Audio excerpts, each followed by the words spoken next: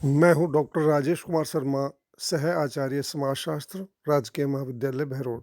प्रिय विद्यार्थियों, आज का ये व्याख्यान BA part third, paper first, sociological thought के अंतर्गत जारी किया जा रहा है। ध्यानपूर्वक इसका अध्ययन करें और इस ऑडियो वीडियो को सुनें। देखिए नेक्स्ट स्लाइड।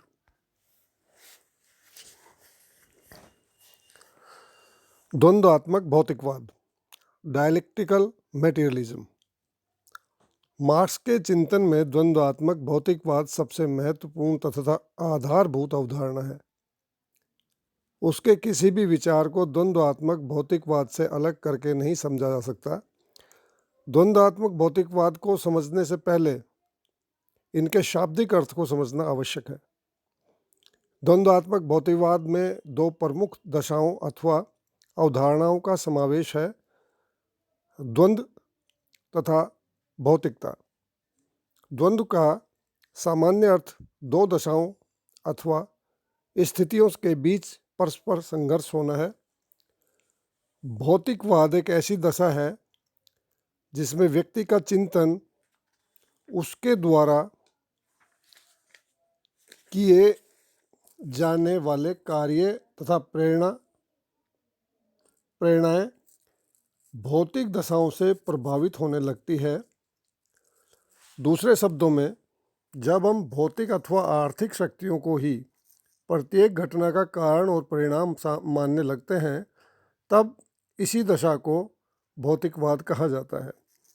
इस प्रकार स्पष्ट होता है कि द्वंद्वात्मक भौतिकवाद से एक ऐसी दशा का बोध होता है जिसमें भौतिक शक्तियों के बीच होने वाले संघर्ष को ही विभिन्न घटनाओं के कारण और परिणाम के रूप में देखा जाने लगता है। शाब्दिक रूप से द्वंद्वात्मक भौतिकवाद का अर्थ बहुत सरल प्रतीत होता है, लेकिन मार्क्स ने द्वंद्वात्मक भौतिकवाद को सामाजिक आर्थिक घटनाओं को समझने के लिए एक विशेष पद्धति के रूप में प्रस्तुत किया है। मूल रूप से द्वंद्वात्मक भौतिकवाद का सिद्धांत जर्मनी के प्रसिद्ध दार्शनिक हीगल के विचारों से प्रभावित है, लेकिन फिर भी मार्क्स का द्वंद्ववाद हीगल के द्वंद्ववाद से बिल्कुल भिन्न है। इस स्थिति में यह आवश्यक है कि मार्क्स के द्वंद्ववाद को समझने से पहले हीगल के द्वंद्ववाद को समझ लिया जाए। हीगल का द्वंद्ववाद, डायलेक्टिसिज्म ऑफ हीगल। हीगल जर्मनी के एक प्रमुख दार्शनिक के रूप में प्रसिद्ध हैं। उन्होंने प्राकृतिक घटनाओं को समझने के लिए विचारों के विकास को सबसे अधिक महत्व दिया तथा विचारों के विकास को द्वंद्वात्मक पद्धति के आधार पर स्पष्ट किया। हीगल ने अंग्रेजी भाषा के डायलेक्टिक शब्द को ग्रीक भाषा के डायलेगो शब्द से ग्रहण किया। ईसा से पहले यूनान के राजदरबार में किसी भी घटना की वास्तविकता को जानने के लिए तर्क वितर्क या वाद विवाद की सहायता ली जाती थी। तर्क वितर्क की इस प्रक्रिया को डायलेगो कहा जाता था। हीगल ने स्पष्ट किया कि प्राकृतिक घटनाओं में भी निरंतर परिवर्तन होता रहता है, जिन्हें द्वंद्वात्मक प्रणाली के द्वारा समझा जा सकता है। हीगल ने द्वंद्ववाद को जिस रूप में स्पष्ट किया, उसे निम्नांकित विशेषताओं के आधार पर समझा जा सकता है। नंबर 1, द्वंद्व या अंतर्विरोध एक सार्वभौमिक घटना है। नंबर 2, प्रकृति के प्रत्येक अंग में द्वंद्व की प्रक्रिया सदैव विद्यमान रहती है। नंबर 3, द्वंद्व की प्रक्रिया को वाद, प्रतिवाद तथा समन्वय के रूप में, जिसको संवाद कहते हैं, के रूप में देखा जा सकता है। नंबर 4, प्राकृतिक घटनाओं के समान समाज का विकास भी विचारों के द्वंद्व का परिणाम है। नंबर 5, वैचारिक द्वंद्व समाज में धीरे धीरे परिमाणात्मक परिवर्तन पैदा करता है। हीगल से पहले अनेक विद्वानों का यह मत था कि विभिन्न जड़ पदार्थों में होने वाला परिवर्तन कुछ बाह्य दशाओं के फलस्वरूप होता है। इसके विपरीत हीगल के द्वंद्व के अर्थ को स्पष्ट करने के लिए यह बताया कि विश्व कि सभी जड़ और चेतन पदार्थों में सदैव कुछ अंतर विरोध पाया जाता है। इसका तात्पर्य है कि किसी वस्तु की आंतरिक संरचना का निर्माण जिन अंगों से होता है उनके बीच हमेशा एक द्वंद्व चलता रहता है। इसी के फलस्वरूप उस वस्तु के बाहरी स्वरूप में परिवर्तन उत्पन्न होते हैं। इस प्रकार आरंभ से हीगल ने भौतिक जगत में होने वाले परिवर्तनों को स्पष्ट करने के लिए द्वंद्व को एक सार्वभौमिक प्रक्रिया के रूप में स्पष्ट किया। कुछ समय बाद हीगल का चिंतन तात्विक अथवा वैचारिक दिशा में आगे बढ़ने लगा। फलस्वरूप हीगल ने पदार्थों की तुलना में विचारों को अधिक महत्व देना आरंभ कर दिया। हीगल ने विश्व की समस्त घटनाओं को विकास की एक निश्चित प्रक्रिया के रूप में स्पष्ट किया।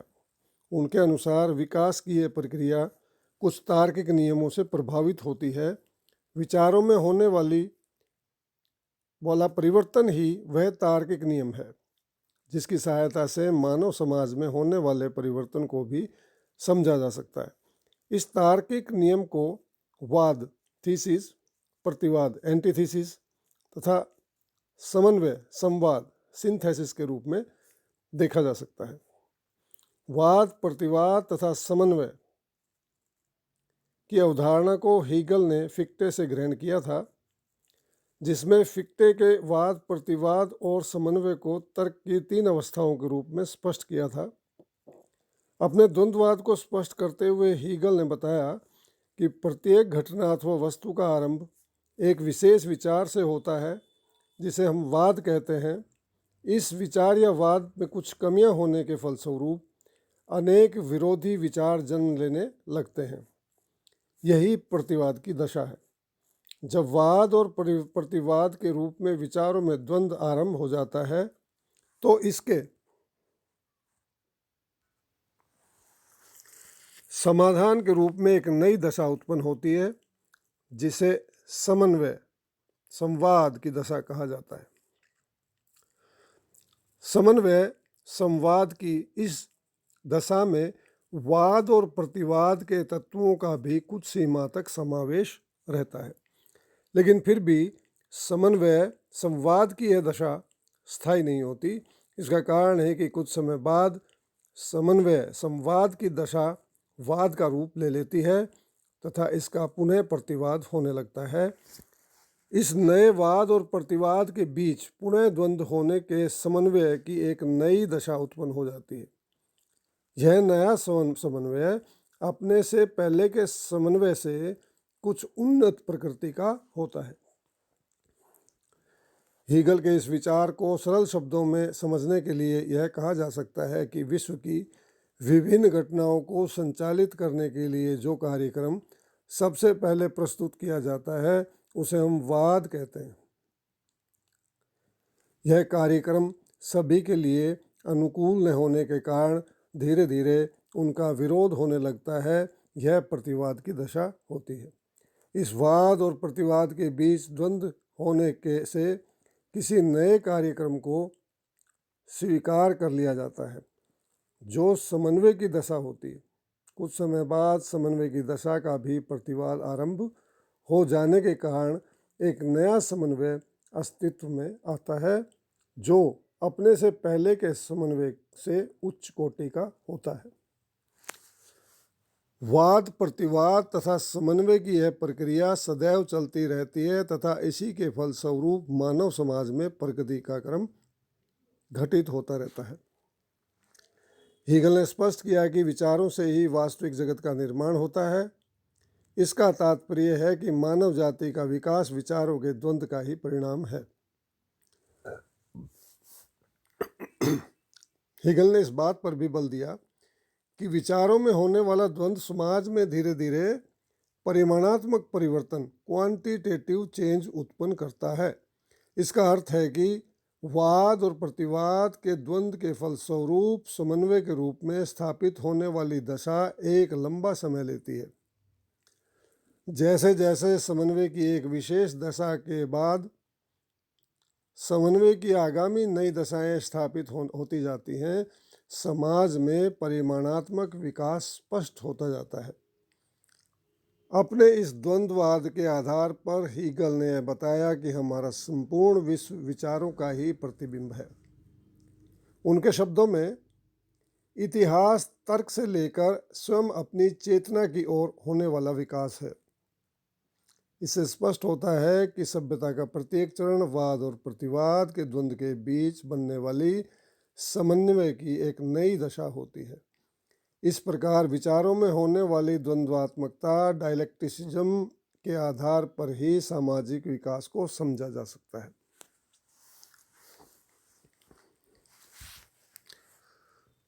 फ्यूयरबाख का भौतिकवाद, फ्यूयरबाख्स मटेरियलिज्म।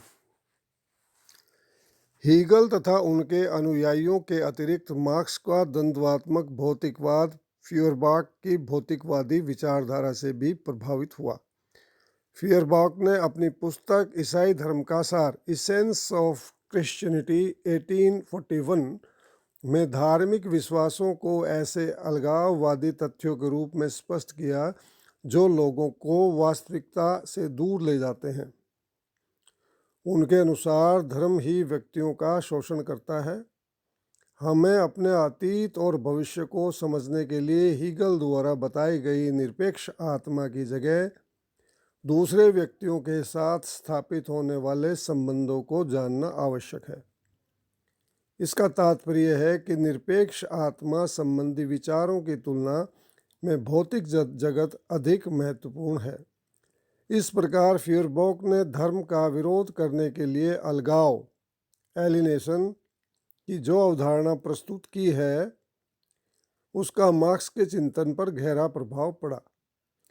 इसके अतिरिक्त फ्यूयरबाख ने अलगाववाद जैसी दशाओं को उत्पन्न करने में व्यक्तिगत संपत्ति के प्रभाव को स्पष्ट करने के साथ ही यह भी बताया कि इससे हमारे सामाजिक संबंध किस तरह प्रभावित होते हैं।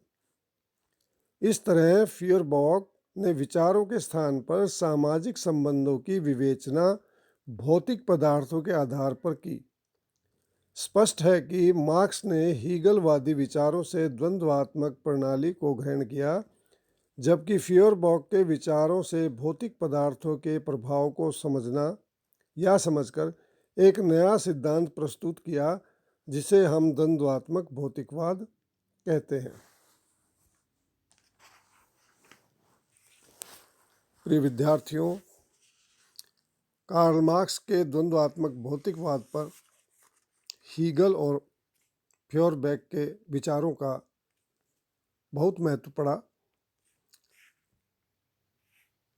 इसी द्वंद्वात्मक भौतिकवाद को कार्ल मार्क्स ने आगे पदार्थों पर लागू करते हुए सिद्धांतों का निर्माण किया। आशा है यह व्याख्यान आपको अच्छा लगा होगा। इससे संबंधित आपका मैटर आपके व्हाट्सएप ग्रुप पर भी प्रेषित किया जा रहा है। आप अपने व्हाट्सएप ग्रुप पर इसका अध्ययन करें और आज इस व्याख्यान में जो ऑडियो वीडियो जारी हुआ है उसे भी आप ध्यान से सुनते रहें और अपनी तैयारी करते रहें। अब ये व्याख्यान यहीं पर समाप्त होता है। धन्यवाद।